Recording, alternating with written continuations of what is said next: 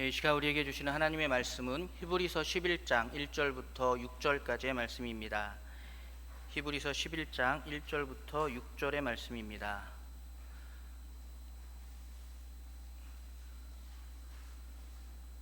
우리 한 절씩 교독하여서 읽겠습니다. 믿음은 바라는 것들의 실상이요 보이지 않는 것들의 증거니, 믿음으로 모든 세계가 하나님의 말씀으로 지어진 줄을 우리가 아나니 보이는 것은 나타난 것으로 말미암아 된 것이 아니니라.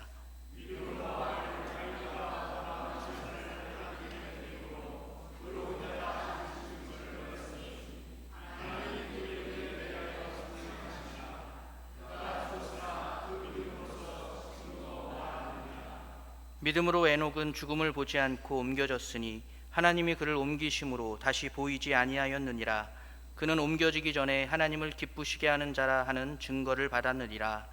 믿음이 없이는 하나님을 기쁘시게 하지 못하나니 하나님께 나아가는 자는 반드시 그가 계신 것과 또한 그가 자기를 찾는 자들에게 상 주시는 이심을 믿어야 할지니라. 아멘. 할렐루야. 오늘은 방금 말씀을 통해 믿음이 없이는 이라는 제목으로 말씀을 잠시 나누겠습니다. 한가위 명절 다들 행복하게 보내셨죠? 저도 오랜만에 아주 행복한 명절을 보냈는데 딱 두 가지가 조금 불편했습니다. 첫 번째는 벌써 웃으시면 안 됩니다. 한 명절 얘기만 하면 자꾸 웃으시는데, 첫 번째는 이제 오랫동안 보지 못한 서울 친구들이 이제 좀 너무 보고 싶다고, 또 그리고 제가 목포 음식을 너무 자랑했더니 서울도 엄청 맛있는 거 많다고 사주겠다고, 그래서 이제 친구들을 만났는데 늘 이만한 닭을 먹던 제가 서울에서 요만한 닭도리탕을 장정 5이서 나눠 먹어야 했습니다. 근데 심지어 그 안에 맛있게 한다고 대창이라는 창자를 넣었더라고요. 온통 기름 국물이었습니다. 쳐다도 안 보죠, 우리 목포에서는. 근데 그걸 먹었더니 체해가지고, 이제 온 신체가 목포화 돼가지고 이제 체해가지고 사실 맛있는 집밥을 많이 먹지를 못해서 좀 속상했습니다. 두 번째 불편한 건 유일하게 지금 신학교에서 친했던 친구 중에 딱 한 친구만 이제 저와 같이 목회의 길을 걷고 있는데, 그 친구가 자기 가족들을 데리고 이제 저희 워낙 친해서 뭐 저희 부모님께 인사하러 오겠다고 그러는 거예요. 그래서 오지 말라고, 왜 오냐고. 근데 굳이 오겠다고 합니다. 자기 와이프, 자기 아들, 딸 데리고 인사를 오겠다고 하더라고요. 사실 그 친구는 모태 솔로였습니다. 어려서 아주 보수적인 교회를 다녀서 정말 목사님이 이성은 쳐다도 보지 말라는 그 명령에 순종하여서 모태 솔로였는데, 신학교 때 군 제대 후에 2살 위 연상 누나한테 찍혀가지고 그 즉시 대학교 3학년 25살에 2살 연상 누나와 결혼을 했죠. 그 결혼을 했더니 이제 자녀들도 많이 낳아서 지금은 첫째가 벌써 대학생이 됐고 둘째는 고등학교 2학년이 된 것이죠. 그 애들을 데리고 저희 집에 인사를 오면 저희 어머님이 속상할까요? 정답은 하나입니다. 어쨌든 뭐 이렇게 와서 뭐 인사하고 저희 부모님께, 최근에는 잔소리를 안 하셨는데 오랜만에 하시더라고요. 그래서 이제 그 잔소리도 듣고, 그러다 이제 그 친구의 이제 첫째 딸아이, 이제 대학생이 된 첫째 딸아이랑 좀 얘기를 하는 시간을 갖게 되었습니다. 근데 사실 좀 이 친구는 일찍 결혼하고 또 이제 이렇게 많지 않은 부교육자의 사례비로 생활하다 보니까 아이들이 조금 많이 힘들었었어요. 제가 옆에서 봤습니다. 그러다가 또 이 친구가 뭐 존경하는 은사 목사님이 제천에 개척을 하셨는데 갑자기 몸이 안 좋아지시면서 이 개척교회를 너가 좀 맡아라 했더니 또 순종하는 마음으로 그 개척교회를 맡아서 뭐 사례비를 거의 받지 못하면서 지금 그 제천에서 본인이 그냥 평일에는 일을 하면서 그 개척교회를 하고 있습니다.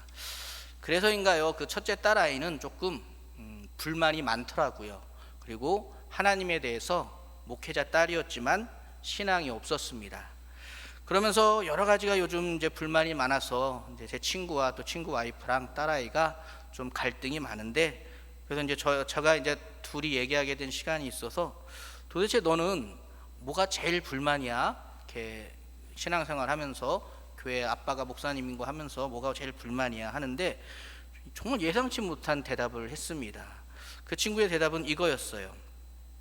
억지로 교회 나가서 예배 드리는 것도 참을 수 있고 가난하게 사는 것도 괜찮은데 제일 싫은 게 감사라고 하는 거예요. 감사.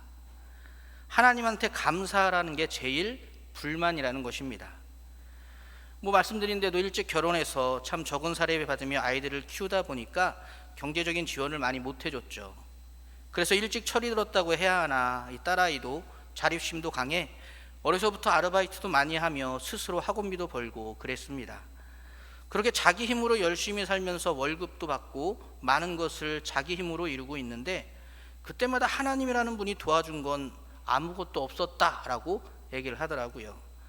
다 자기 힘으로 자기가 벌고 또 자기가 이룬 것들인데 왜 아무런 도움도 주지 않은 하나님한테 감사하다며 심지어 헌금까지 해야 하는지 도저히 이해할 수가 없고 그게 제일 싫다는 것이었습니다. 친구 딸아이와 이런 이야기를 나눈 후 많은 생각을 하게 됐습니다. 우리 청소년부 아이들이 툭툭 던지던 불만이나 교회에 나와 힘들어하는 모습도 생각이 났고 또 반대로 어린 제 생각으로는 도저히 감사할 수 없을 것 같은 상황에도 늘 감사의 찬양을 드리며 기뻐하시는 우리 연동의 모든 어르신들도 생각이 났습니다. 그러다 한 가지 새삼스럽게 또 분명하게 깨달을 수 있었습니다. 믿음이 없이는 감사할 수 없구나. 그러므로 믿음이 없이는 하나님을 기쁘시게 할 수 없구나. 사랑하는 교회 여러분, 오늘 본문에서 히브리서 기자는 믿음이란 바라는 것들의 실상이요 보이지 않는 것들의 증거라고 우리에게 가르쳐주고 있습니다. 과거 잘못된 세상의 가치관을 무분별하게 받아들인 몇몇 교회 때문에 오늘 본문의 말씀을 내가 바라고 원하는 것을 구할 때 반드시 받게 될 것이라는 긍정적인 마음으로 믿고 구하기만 하면 하나님이 반드시 다 들어주신다라는 것으로 오해하는 경우도 많았습니다. 하지만 이것은 본문의 말씀을 좀 잘못 해석한 것이죠. 오늘 본문 1절에서 바울이 말하고 있는 이 바라는 것은 그 직전의 히브리서 10장 34절과 36절의 말씀과 연결해서 이해할 수 있어야 합니다. 10장 34절에 너희가 갇힌 자를 동정하고 너희 소유를 빼앗기는 것도 기쁘게 당한 것은 더 낮고 영구한 소유가 있는 줄 알미라. 또 36절에 너희에게 인내가 필요함은 너희가 하나님의 뜻을 행한 후에 약속하신 것을 받기 위함이라 라고 기록되어 있죠. 그러니까 히브리서 기자가 말하는 이 바라는 것이란 우리가 이 세상에서 이루고 싶은 것을 바라는 게 아니라 믿음의 본체이신 하나님과 그 하나님께서 주시겠다고 약속하신 더 낮고 영구한 소유를 바라는 것입니다. 믿음이란 그렇게 우리가 꿈에도 바라고 소망하는 하나님과 그 하나님의 나라를 마치 내 눈앞에 진짜 있는 것처럼 의심할 수 없이 확고한 실체로 딛는 것입니다. 믿는 것이죠. 이러한 믿음이 있는 것과 없는 것은 세상을 바라보는 관점과 세상을 해석하는 기준 자체가 달라지게 만듭니다. 믿음이 있으면 감사할 수 있지만 믿음이 없으면 감사할 수 없는 것이죠. 그러므로 믿음이 없으면 하나님을 기쁘시게 할 수 없는 것입니다. 이것은 가장 본질적인 믿음의 원리입니다. 히브리서 기자는 이러한 믿음의 원리가 선조들로부터 내려온 것임을 밝힙니다. 4절과 6절에는 이러한 원리 안에서 믿음을 가지고 살았던 대표적인 두 사람이 등장하죠. 바로 아담의 아들 아벨과 죽지 않고 승천한 에녹이었습니다. 이 두 사람은 앞으로 소개될 그 믿음의 눈으로 산 자들의 대표적인 인생이 될 것입니다. 그런 점에서 어떤 신학자는 이 두 사람의 인생, 아벨과 에녹의 인생을 두고 이렇게 말했습니다. 모든 신자는 아벨처럼 하나님이 약속한 것이 눈앞에서 이루어지는 것을 보지 못한 채 죽는다. 그럼에도 모든 신자는 에녹처럼 사망을 이기는 승리를 약속받는다. 그렇습니다. 믿음을 가진 자들은 눈에 보이는 것으로 삶을 살아가지도 결정하지도 해석하지도 않습니다. 하지만 믿음이 없는 자들은 눈에 보이는 것이 전부입니다. 내가 경험했고 내가 만질 수 있는 것만이 삶의 기준이 되죠. 그러면 어떻게 될까요? 감사할 수 없습니다. 찬양할 수 없습니다. 하반기 성품학교 주제이기도 한데 동일합니다. 겸손, 믿음이 없이는 결코 겸손할 수 없는 것입니다. 그래서 히브리서 기자는 이렇게 이야기한 것이죠. 믿음이 없이는 하나님을 기쁘시게 하지 못하나니. 그렇습니다. 하나님이 살아계시다는 것과 하나님이 자기를 찾는 자들에게 상을 주시는 분이라는 것을 믿지 못하는 사람은 절대 결코 감사할 수도 찬양할 수도 겸손할 수도 없는 것입니다. 이처럼 하나님을 기쁘시게 할 어떤 것도 믿음이 없이는 할 수가 없는 것입니다. 그러면 이 믿음은 어떻게 가질 수 있는 것일까요? 여기에서 오늘 저와 여러분이 받은 가장 최고의 선물이 무엇인지, 받은 복을 세어볼 때 우리가 받은 가장 최초이며 가장 최고의 복이 무엇인지를 다시 한번 깨달을 수 있습니다. 믿음은 하나님의 선물이기 때문입니다. 사랑하는 교회 여러분, 믿음은 하나님이 택하신 자들에게 하나님이 주시는 하나님의 선물입니다.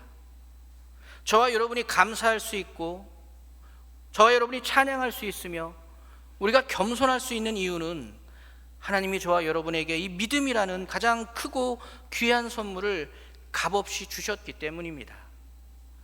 바로 여기에서부터 우리는 감사하고 찬양할 수밖에 없는 것이죠. 감사하지 않을 수가 없습니다. 조금 있다 함께 부를 찬송, 하나님의 은혜로의 가사 그대로입니다. 하나님의 은혜로 이 쓸데없는 자를 구속해 주셨고 굳센 믿음과 또 복음을 주시고 또 성령 주셔서 저와 여러분은 주 예수를 믿게 되었습니다. 이 믿음 때문에 우리는 감사할 수 있고 또 감사해야 합니다. 이 믿음 때문에 우리는 하나님을 기쁘시게 할 수 있고 또 반드시 그렇게 하나님을 기쁘시게 해야 하는 것입니다. 이 믿음이 없었다면 우리 역시 그 어떤 것으로도 하나님을 기쁘시게 할 수 없었을 것입니다.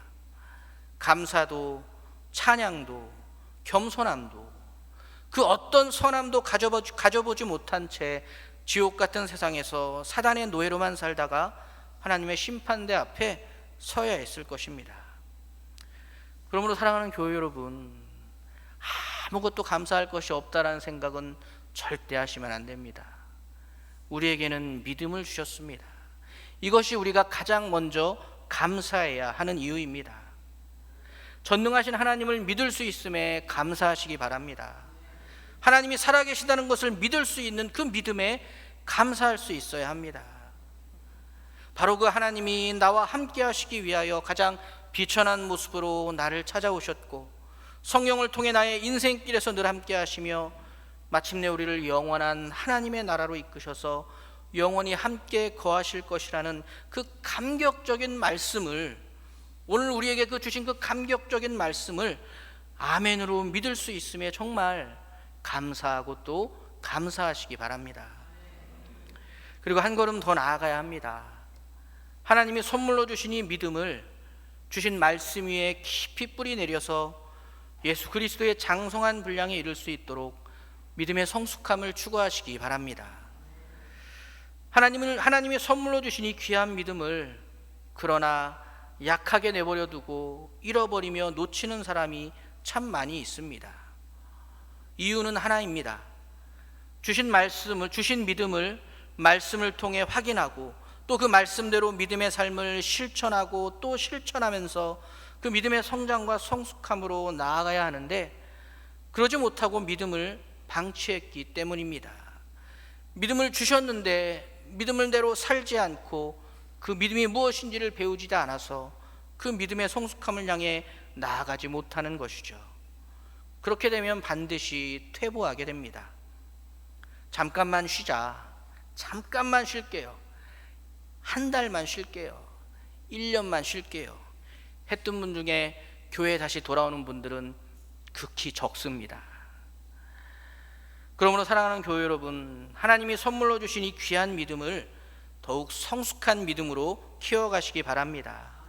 기도하면서 무엇보다 하나님의 말씀을 계속 듣고 또 그 말씀을 계속 삶 가운데 실천하고 살아감으로 어제보다 오늘보다 내일 더 성숙한 믿음을 갖는 저와 여러분이 될 수 있기를 축복합니다.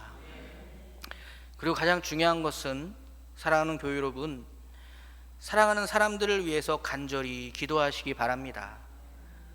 사랑하는 사람들에게도 하나님이 믿음을 선물로 주시기를, 하루 빨리 주시기를 간절한 마음으로 기도하셔야 합니다. 사랑하는 남편과 아내, 사랑하는 부모와 친지들,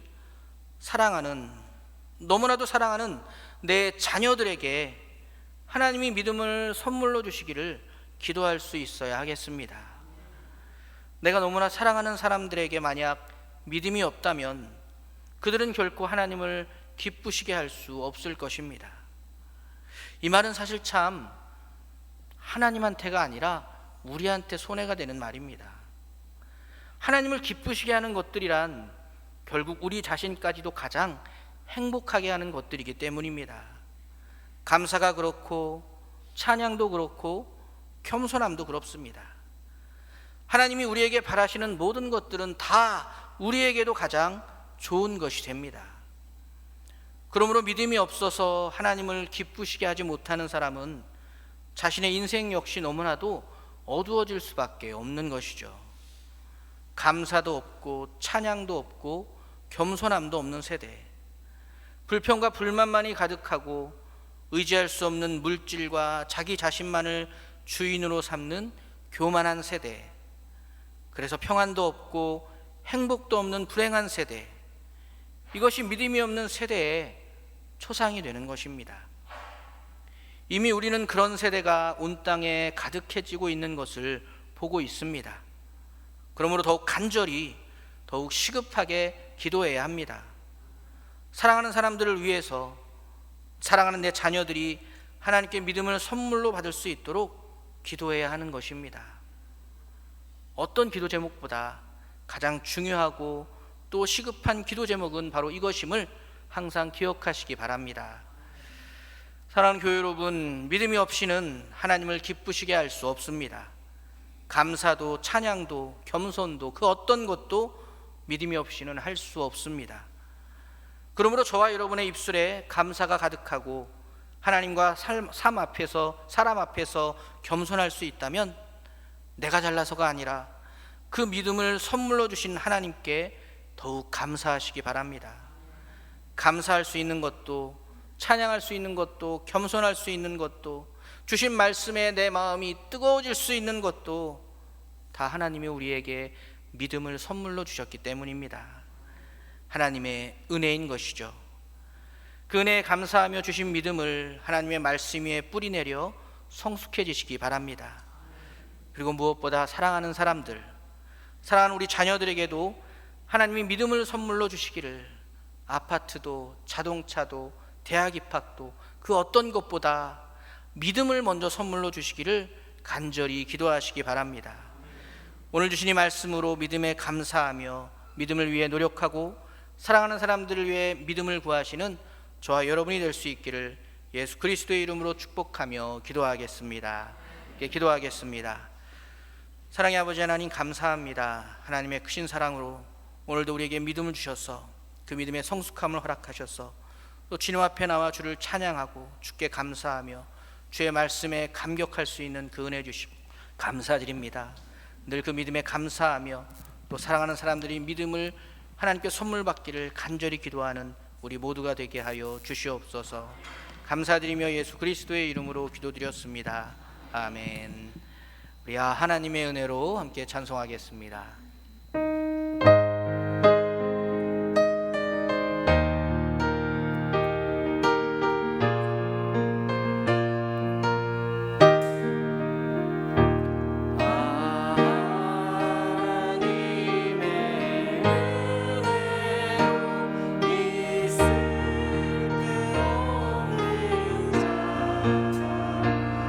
왜 구속하여 주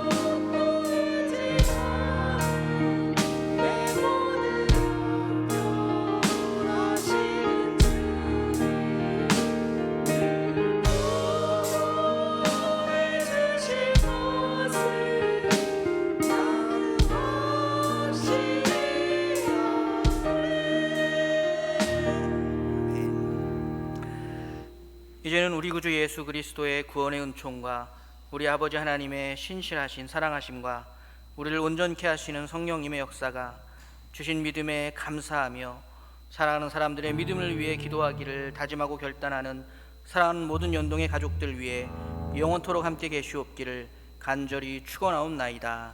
아멘.